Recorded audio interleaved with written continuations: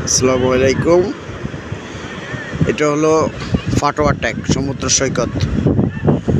খুবই সুন্দর জায়গাটা, খুবই সুন্দর সমুদ্র সৈকত ফাটোয়া ট্যাক। এখানে আসিয়েন। সমুদ্র সৈকত খুবই সুন্দর, অসাধারণ জায়গা।